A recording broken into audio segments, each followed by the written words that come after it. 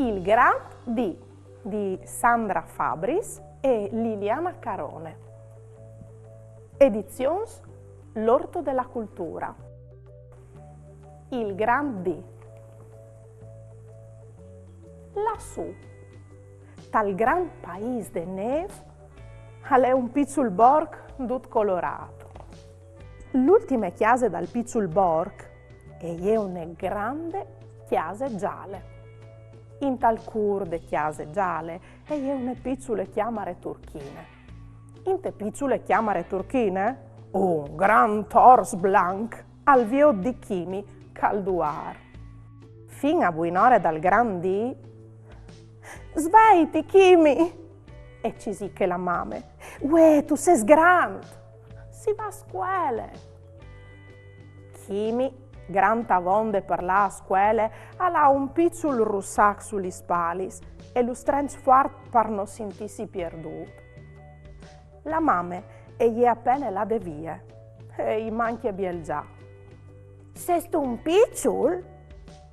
Io sono una grande e mi chiami Ulla. Chimi si volte verso la voce vivarosa che ven inquintri. Ulla e ha gli strecci biondis, gli spivicchis e une buse allegre tai dinchi de nant.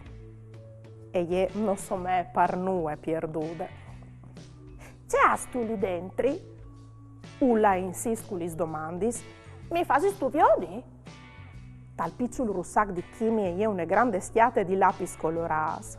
Oh, c'è tanti colors! E di Sulla. Fasino un disegno.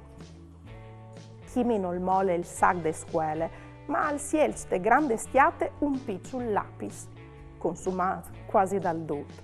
Al disegno è un ros piccolo e un ros grande. E all'abbia già finito.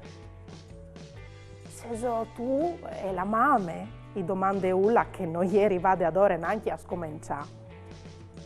Chimi al fas di si col chiaf e tutti in un momento non si sent più tan perduto. Si chiave via il russac dagli spali, si al met dentro i colori e il disegno dal ros grand e dal piccolo ros. E come alle contento. Al met tut quanto al sicuro dal suo armarut e poi dopo insieme con Ulla si butta a pes dal gran di.